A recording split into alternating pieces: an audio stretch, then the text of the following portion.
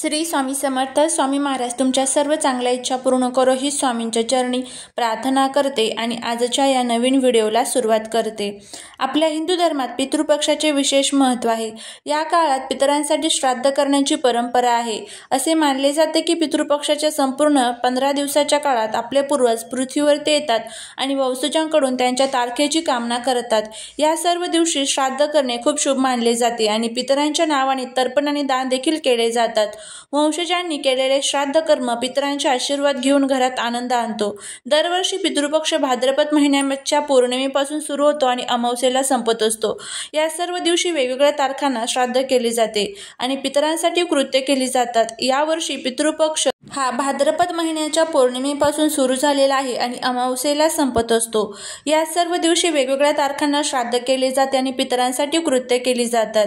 यावर्षी 2025 मध्ये 7 सप्टेंबर रोजी पितृपक्षाची सुरुवात झालेली आहे आणि 21 सप्टेंबरला पितृपक्षाची समाप्ती होणार आहे.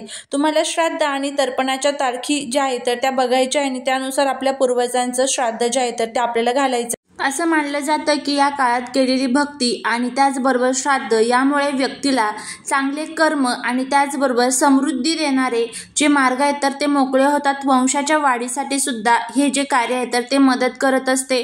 श्राद्ध या शब्दाचा अर्थ भक्तीने केलेले कर्म, म्हणून या काळात सर्व कर्म पूर्ण भक्ती, नियम आणि निष्ठाचाराने करावेत.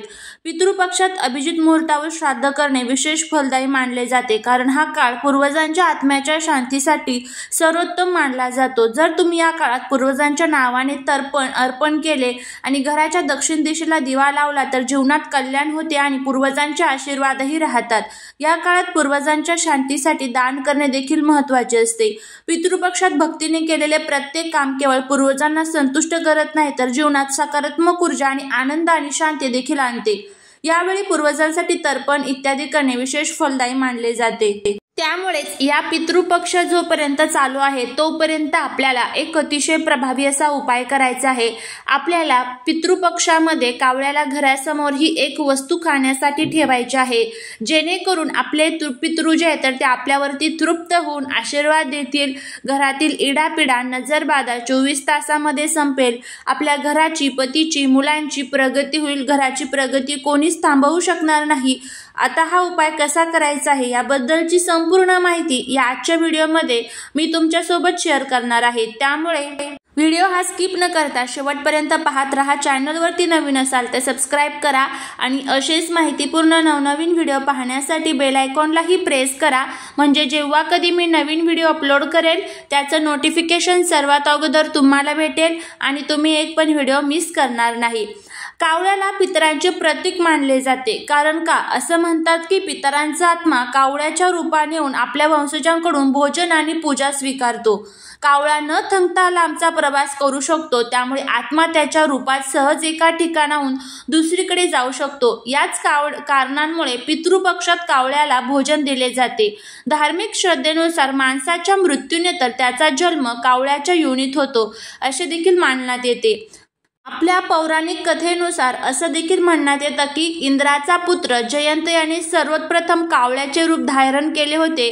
या कावळ्याने वनवासात असणाऱ्या सीतेला जखमी केले. त्यावर सीतेने त्याला शाप दिला. तो अशा पद्धतीने की सीतेने त्याला तू अशुभ समजले जाईल, तसेच तुला कोणी स्पर्श करणार नाही असा शाप दिला आणि श्रीरामचंद्रांपाशी कावळ्याची तक्रार केली.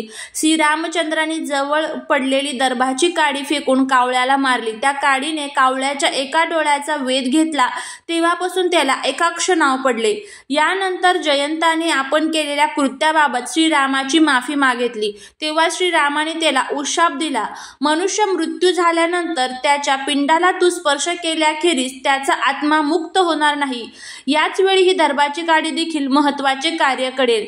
तेव्हापासून कावळ्याला पितरांचा दूत मानले गेले. तसेच कावळ्याला भविष्यातील घटनांचा अभ्यास होतो असे देखील म्हणतात. तर सकाळी कावळा ओरडला की कोणी पाहुणे येणार आहे असं देखील म्हटलं जातं.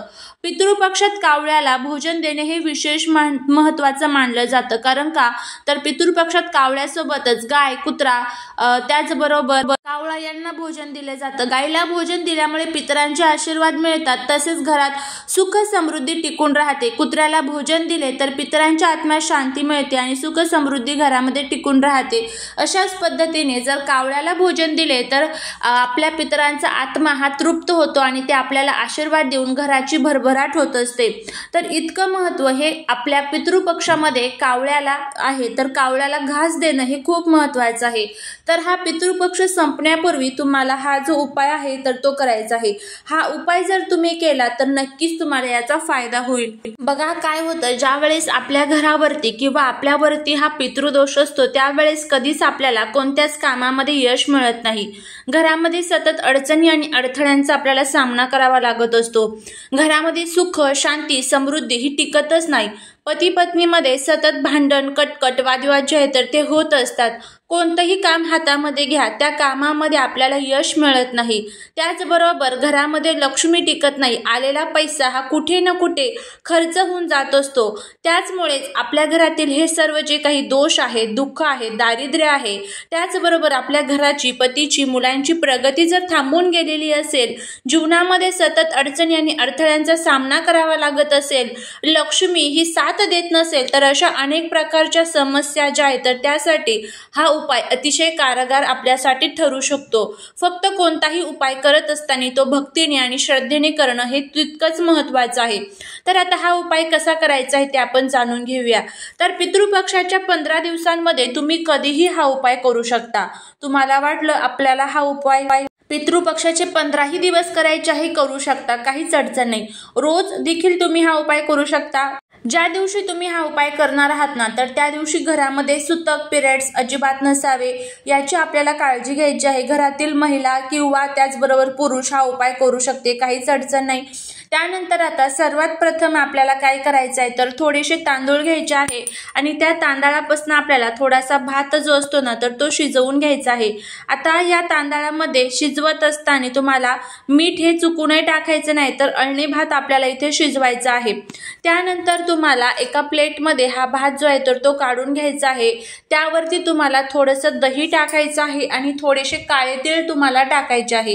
ही प्लेट आपल्याला आपल्या हातामध्ये घ्यायची आहे. त्यानंतर संपूर्ण घरातून तुम्हाला हा दही भात जो आहे तर तो फिरवायचा आहे. आपलं हॉल, किचन, बेडरूम प्रत्येक घराच्या भिंतीला तुम्हाला ही प्लेट टच करायची आहे. त्यानंतर आपल्या घराचा जो मुख्य दरवाजा असतो बघा, तर मुख्य दरवाजावरनं सुद्धा तुम्हाला 5 वेळेस हा दही भाताचा उतारा जो आहे तर तो उतरवायचा आहे.